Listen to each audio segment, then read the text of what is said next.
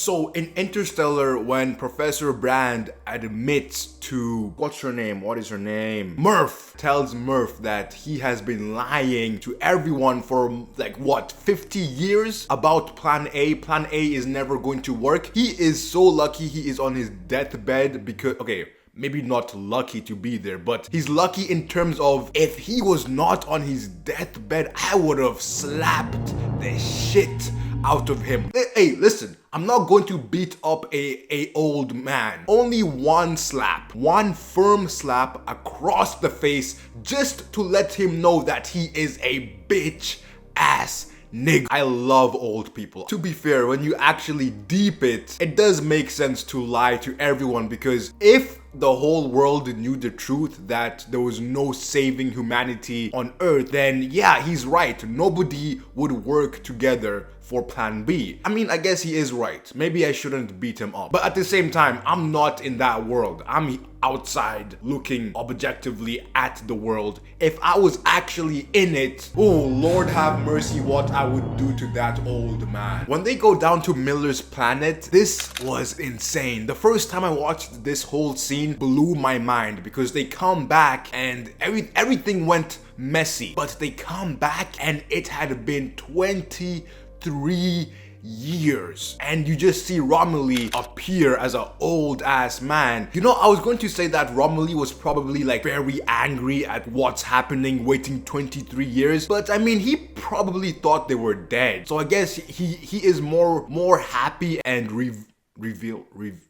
relieved that they are actually not dead. They can at least try and complete the mission. God damn, bro. Imagine it's been 23 years and they come back and they still look the same as when they left. Ah, that's fucked up, bro. You know how in horror movies they say the black person always runs away and doesn't investigate the craziness that's happening? I'm telling you right now, if Romilly was down there in that planet instead of Brand, nobody would have died. His black ass would have said, hey, hell no, there's nothing here. Let's go back to the ship. Forget about this data because it doesn't really matter if there's nothing here. It's just water. That's all I'm saying. But instead, Brand wanted to be a hero and find all of the data and shit like that. It backfired. To be fair with Brand, when she was advocating to go to Edmund's planet, even though it was very biased on her point of view, she was right. That planet was the right planet. Going to Dr. Man's planet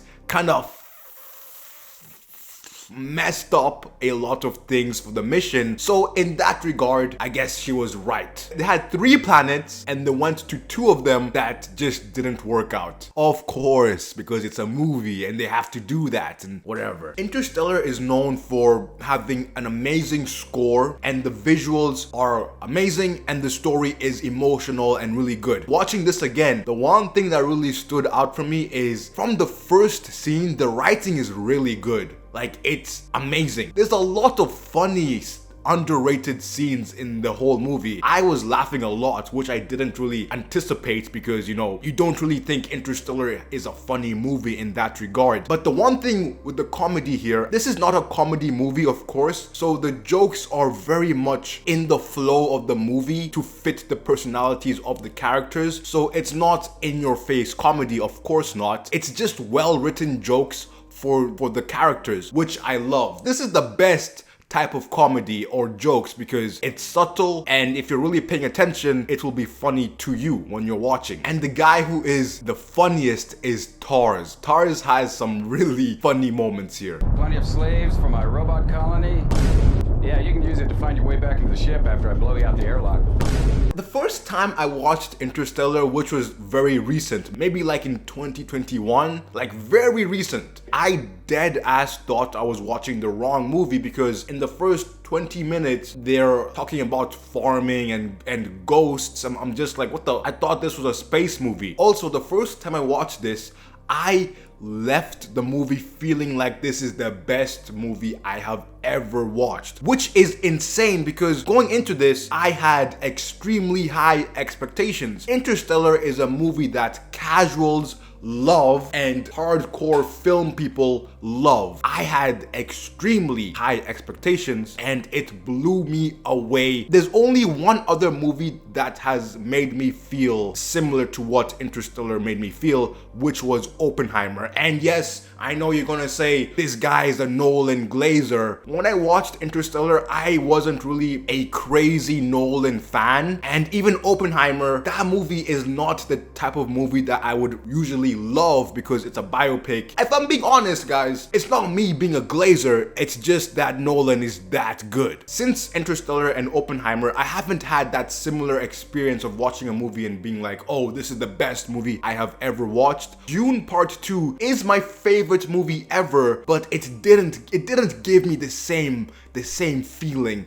as Interstellar or Oppenheimer. Before I end this video, I have to talk about this. Project Hail Mary versus Interstellar. Guys, I don't know what you guys are smoking. I don't know if you have CTE. I don't know. Project Hail Mary stands like it has no chance against Interstellar. I'm sorry. Mainly because the story is pretty basic. Like, it's a basic story that is very well done, whereas Interstellar is pretty far from basic. Interstellar is, the emotion is much better for me. I think in Project Hail Mary they are good, but I feel like it's pretty obvious if you ask me. Whereas Interstellar is not straightforward. When they come back from Miller's planet and it's been 23 years and Cooper is watching his children talk to him and seeing them way older, like, bro, that is just different level of emotion. I don't want to seem like I'm hating on Project Hail Mary, but I just don't get it, guys. I don't get it. Welcome to the Unplugged part of the video, and I'm going to keep this in the theme of this video, Interstellar. I want to talk about soundtracks and scores. So, for example, Interstellar has an amazing, beautiful, perfect soundtrack and score. And do you guys listen to movie soundtracks and scores in your normal life? Because I do. When I say I do, I mean like on my Apple Music Wrapped, I literally have like Hans Zimmer in my top 10 most listened to artists. So like I am deep into this. I listen to Hans Zimmer stuff a lot, and the guy who made the Game of Thrones soundtrack, I can't pronounce your name, but that guy is up there as well because what he did for Game of Thrones is literally unbelievable stuff. I just wonder, do you guys do the same thing? Because I have a whole playlist of different movies and shows, favorite tracks from those projects in a whole big ass playlist with like over 100 songs. Is it even songs? I'm just gonna say songs, fuck it. And I listen to this like pretty regularly. Different, like such random things as well. For example, like I have stuff in there from Babylon. Babylon is very underrated in terms of that soundtrack. Babylon, the creator, has some good stuff. Obviously, Game of Thrones. Oppenheimer, oh my days, bro. Different gravy. The Dark Knight trilogy, Hans Zimmer again, a great stuff there. So I just wonder, man, am I crazy for doing this? Because am I just being a freaking hardcore weirdo? Even though I do know, like on Twitter, I do see people listening to soundtracks, I feel like this is not really something that's very common. Oh, Interstellar is really good, but how many people actually go back and listen to those soundtracks?